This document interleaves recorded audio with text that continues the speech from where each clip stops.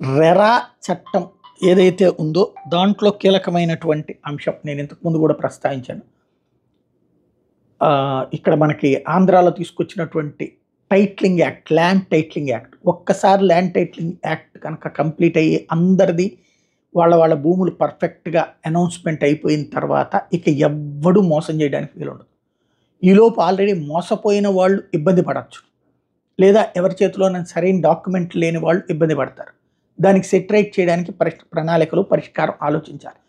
అంతేగాని అసలు ఎప్పుడు భూమి కొన్నా మన హక్కు ఉందో లేదో తెలియదు, ఏ ఇల్లు కొన్నా మన హక్కు ఉందో లేదో తెలియదు, ఎవడొచ్చి ఎప్పుడు లిటిగేషన్ క్రియేట్ చేస్తాడో తెలియదు.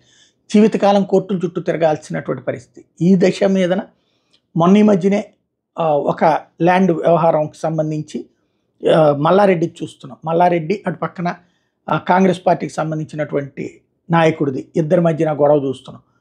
మరొక వైపున సినిమా సెలబ్రిటీలు కూడా ఇబ్బంది పడతారనడానికి సాక్ష్యం జూనియర్ ఎన్టీఆర్. డైరెక్ట్గా స్థలం కొన్నారు ఆయన, తర్వాత కన్స్ట్రక్షన్ అన్నీ చేసుకుని అంత కథ నడుపుకున్నాక ఇప్పుడు ఆయన ఆ స్థలం మీద ఇంకొక ఆవిడ, ఎవరైతే అమ్మిన ఆవిడ తీసుకున్న లోన్స్ కారణంగా ఆయన ఇబ్బంది పడుతూ ఉండటం. ఇప్పుడు వాస్తవంగా ఎలా ఉండాలి సిస్టమ్?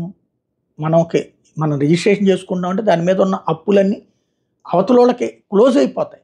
అంతేగాని వాళ్ళు అప్పు తీసుకుని ఉండగా డాక్యుమెంట్ అక్కడొకటి ఉండడం ఏంటి, ఇతనికి ఒకటి ఇవ్వడం ఏంటి? ఎట్లా సాధ్యమవుతుంది రిజిస్ట్రేషన్కి?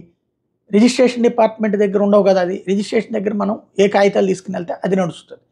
కాబట్టి ఒక సెక్యూరిటీ లేదు. ఇప్పుడు తాజాగా జగపతి బాబు సంచలనాత్మకమైన స్టేట్మెంట్ ఇచ్చారు. స్థిరాస్తి రంగంలో జరుగుతున్న మోసాల మీద జాగ్రత్తగా ఉండాలంటూ అభిమానులకు సూచించారు. రియల్ ఎస్టేట్లో మోసాలు జరుగుతున్నాయి. తెలంగాణ సీఎం రేవంత్ రెడ్డి కూడా ఆ విషయం చెప్పారు. ఇటీవల నేను రియల్ ఎస్టేట్ రంగానికి సంబంధించి ఓ యాడ్లో నటించా, నన్ను మోసం చేశారు, వాళ్ళెవరు, ఏం జరిగింది అన్న త్వరలో చెప్తా, ల్యాండ్ కొనే ముందు రెరా నిబంధనలు తెలుసుకోండి అంటూ ఆయన సూచించడాన్ని బట్టి చూస్తుంటే సంథింగ్ ఎవ్వరూ అతీతం కాదనిపిస్తోంది.